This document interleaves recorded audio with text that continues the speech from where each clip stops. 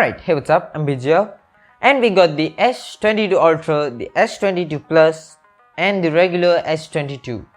So, the special thing is the S22 Ultra. So, let's talk about that. This year, as we all know, the specs are upgraded to the most powerful on the S22 Ultra, at least on the Android. Before going to that, we need to talk about the design though, because that is just what makes the smartphone talk more other than the spec. So, I tweeted this leaked/rumored image of the S22 Ultra.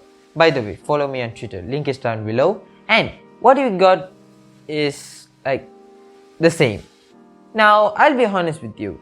Before going to what I think, just see it for yourself, this comparison. Yeah, no difference. Now, I get it that the bump is now gone, but other than that, the design is pretty much the same. The overall housing looks like the S20 Ultra. Now, just not S20 Ultra, like there's this like mostly Note 20 Ultra like vibe going on.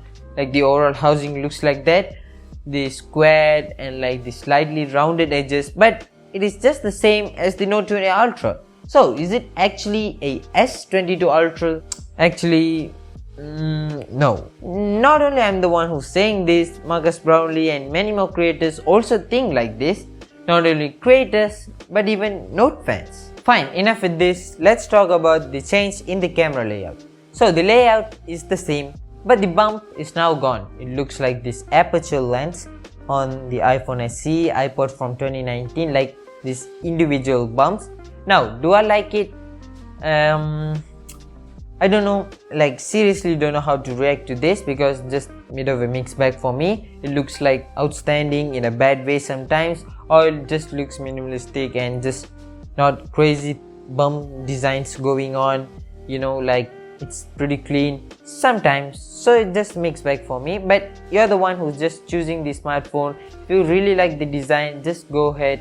I just don't have anything to say with that. It's just your choice, but for me, I don't know how to react to this design. Well, the specs are easy.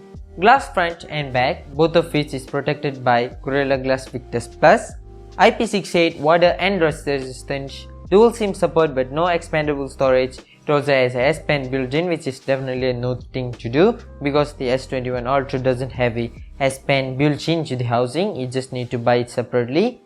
And it has way less delay than the previous S Pen, which is like 2.8 milliseconds. Yes, just make a lot of difference comparing to like the previous S Pen, which has like a delay of 9 point something ish seconds.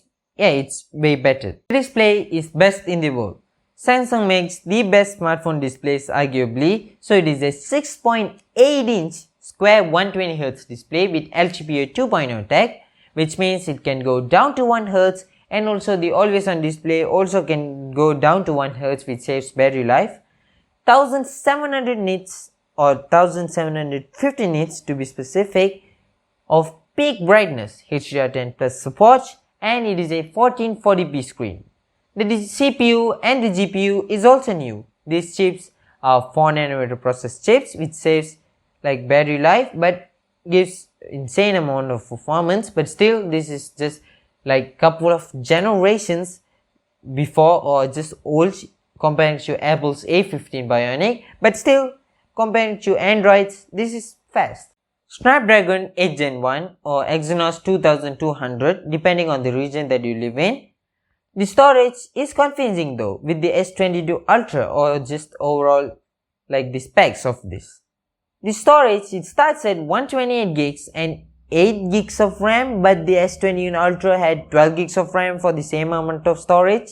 Like, I don't like this, even though it uses the UFS 3.1 storage as RAM. Like, it's bad for the starting price. So yeah, I just don't know why Samsung did this with the S22 Ultra, but it's just bad. The camera is not a lot difference, but the features are great. So it is a 108 megapixel primary camera, 10 megapixel 3x, and a 10 megapixel 10x camera, 12 megapixel ultra wide. So this smartphone can shoot 8K at 24 frames per second. If you want to shoot a movie or some like film, you know what I mean, like if you want to shoot like that, the 8K 24 frames per second just way better. But if I just want to shoot a video, I'll just generally shoot 4K at 30 or 60 because it just saves space and it just looks way better and like not that like frame just dropping situation, you know what I mean, like 24 frames per second just not a lot, but 30 is just way better compared to at least YouTube videos. So it's just way better if you ask me. Yeah, it's just way better. But even though we just had a lot of generation of upgrades in the chipsets, we can't just still shoot 8K at 30 or even 60. Yeah, we just need to wait for the iPhone 14 or the next generation smartphones to just get this done for us. Yeah, we just need to wait for that. Well, the selfie camera is 40 megapixels on the S22 Plus and the S22 it is only 10 megapixels. Rest of the specs are also easy. USB-C 5000 mAh battery with 45 watts of fast charging, which is not included in the box, which is like defeats the whole eco-friendly thing. I just really don't like what these companies are following, just now calling it as eco-friendly, even though you're just wasting a lot of carbon making the box, you know, transportation across the countries. It just defeats the whole point of like eco-friendly. So yeah, it's just like bad because even though there is feature, but you just need to pay for it to buy the brick, which is like bad, you know, just the charging like the brick. Why you just need to pay for it even though it just advertised or just mentioned that it has a 45 watts of fast charging? Like if people actually didn't know, like do they think like it is worth it? Because just that's just bad. So I don't think like companies should not like continue this because it's just not good for the environment and also like it's just pretty dumb. And yeah, also ultrasonic fingerprint sensor across all the S lineup.